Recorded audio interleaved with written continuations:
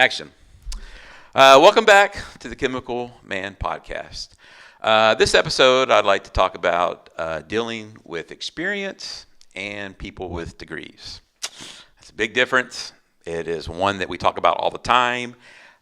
You have somebody that's got 15 years experience, 10 years experience. You know your job. You're doing well. You can run the job like the back of your hand. You get somebody come in, has got a 4-year degree, barely out of college, trying to tell you how to run your job. That's a big thing in this business. And I can tell you firsthand, many of the arguments have happened over the years that I've been doing this. Many arguments have happened when you have this.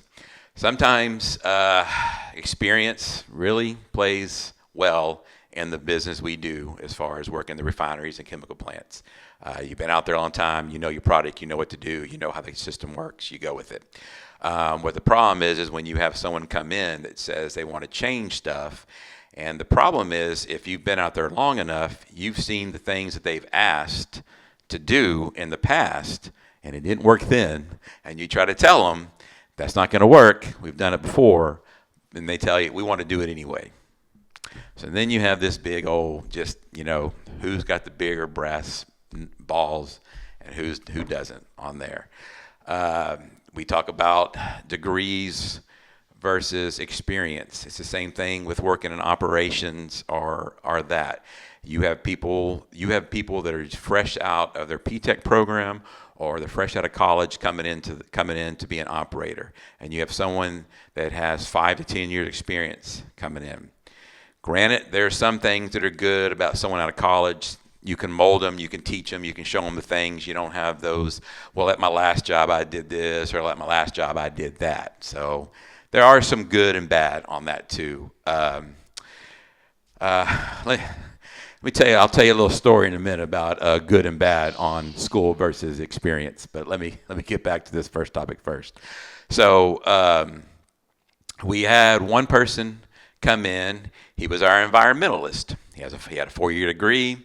He was good at his job. For some reason, he wanted to be a operator, and we're like, why? So he came out. He came out to be an operator, going through all the training. Just couldn't get it. Just couldn't get it. Thought he could get it. Couldn't get it. Some people just can't get it. Their mind's not right. Either mechanical or they're more one way versus the other for thinking. And then there were times that we had stuff happen and we're like, dude, you're the environmental guy. You should know that you should check the pH before you empty a firewall or you empty a secondary containment. You shouldn't be asking me questions like that. But hey, here we are on that. So sometimes just because you have a 4-year degree doesn't make you smarter than someone that doesn't have a 4-year degree, and it doesn't always make you, and then, and the same thing. Just because you have experience sometimes doesn't make you smarter than the person that has a degree, so you have to kind of work both ways. You have to kind of find the happy medium in between the two people and say, okay, look, I've seen it happen this way, but I don't think it's going to work that way, but you're telling me it will work that way. And then sometimes you have to say, okay, you know what? Let's just do that. Let's do what you ask, and then you'll see the outcome. And then when the outcome comes out bad, you can sit there and basically you can tell them, told you so. They don't like that answer, but in reality, it's a told you so. It's a told you so thing. And I told you so it wasn't going to work. Now we're having to clean up the mess that you made, and now we're having to spend more money to clean this up because you didn't want to listen to experience. But hey, you know what? You learn from the next time. The other thing is I don't know how other plants are, but at mine, every 4 years, we usually rotate new engineers. We get a new engineer in, we get a new boss in, we get a new person in all the time. So just when you get used to one, they are gone to do something else, and then you get a new one in, and you're all back to square one all over again. You ask them, hey, would you like any training? Would you like me to show me how some of this process works? Nope, I'm good. I can read the books. That's when you say, okay. Not a problem. Go ahead. So you have that big push, and it's a headache between the two, trying to get a happy medium in there on that. So I'll tell you, got a lot of stories, and I'd love to hear other people's stories too, so that's why the chair is always available. But anyway, back to this. So we had a guy one time hire in, and he didn't really have much experience as an operator. So he had his schooling, and he'd worked at another place for a while.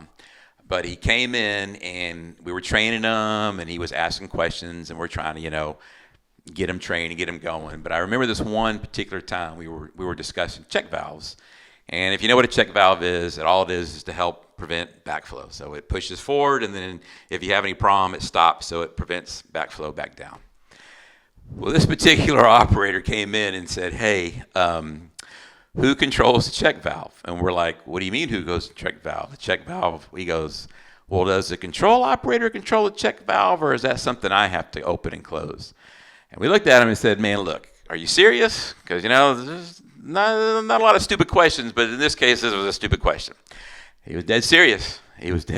So we had to explain how a check valve works. And, so you have that aspect too. You have people come in and thinking they know certain things, and they really don't. And then when you try to explain to them, they're looking at you like, what? No, that doesn't make any sense. You're like, yeah, man, it makes sense. The check valve flow, and then it closes when it stops flow. No control man or anything messes with that. So you had those people come in. You got people that come in that have worked other places too, of course, with experience. And like I said, you have the ones, well, at my last job we did this, at my last job we did that. So you have to tell them, you're not at your last job, you're at this job, and this is the way we do it. So either you like it or you don't, or you can go back to your old job. You have to get into people's face like that, and you have to tell them, man, this is where you work now. You don't work there.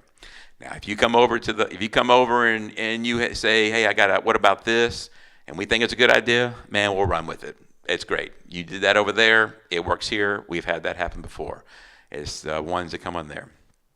And another thing, too, is it's real hard because when you have someone that's trying to make a name for themselves, that's fresh out of college, that's pushing all these agendas, it is hard to work with someone like that, too. It is like, man, they want to come in. It's me. It's either you or I'm going to have to go to the boss, and we're going to have to deal with it that way.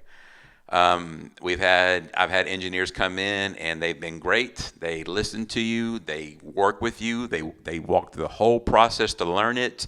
They realize you've been there a long time. They do great. We've had engineers come in and right off the bat, nope, we're going to do it this way, and this way. You try to talk to them, you try to reason, and they said, nope, we're going to do it this way or that's it or all. So you, all right, let's go with it and see how this happens on there. So I think and another thing too about between experience and also schooling. So we'll get into that. Let's get into that for a minute or two here about hiring. So when you look at jobs and you talk about hiring, you see that they want either 5 years experience, they want either a schooling background, or like I said, another episode, military background. They want something. They're basically looking for showing that, hey, you've done something with your life to actually be there long time. They look at that. But I think personally, in my opinion, when we hire people, I like to hire people with some kind of experience. It's easier when you train someone. When they come in, they can kind of recognize a pump. They can recognize a check valve.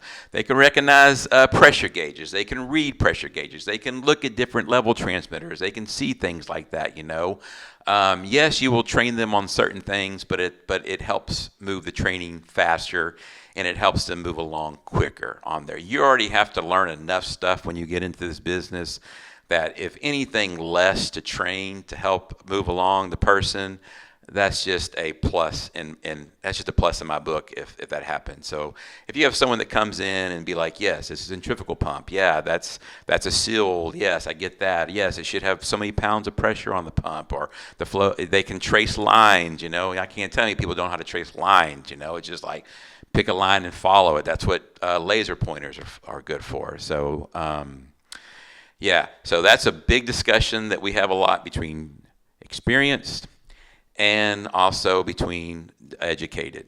So, like I said, now if you have like a 4-year degree and like a teaching degree, or I work with someone that has a kinesiology degree. I think that's like the study of the knee, if I'm not mistaken, on that. And they're an operator, damn good operator too. They didn't know much when they came in, but they got off their butt and they learned it and they went out and did it, and they asked questions, and they're a damn good operator on there too for that.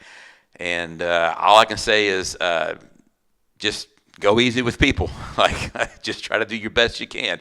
If you're butting heads with someone because you have experience and they have a degree and you are butting heads, man, just try to come to a conclusion. Try to work it out the best way you can. Try to get along. You're out there 12 hours. Try to explain to them, hey, it didn't work this way. I've done it. I've seen it. We can prove it. There should be data about it. If they said I don't want to look at the data, sometimes you just got to like, okay, man, I'm going to do this per you, or I'm going to do this per my engineer, and then see how it goes from there. But hey, I'd love to hear people's discussion. I'd love to hear what people think about between experience and also degree. What's your philosophy? Do you like it? Do you not like it? How are you training? Not training on there? Do you feel like some people come in, just hit the ground running? Some people come in and do more of the thinking and want to read more versus go outside. So anyway, leave a comment down there. Hit me up on my email. We can talk about it. Love to discuss. I got a Twitter account, our X account, so I'll put that down there too. We can talk about it on there. So anyway, y'all hope you enjoyed it. Till the next time. Thanks. How was that, Luke? That's pretty good. Was it good? Yeah. Cool. Awesome.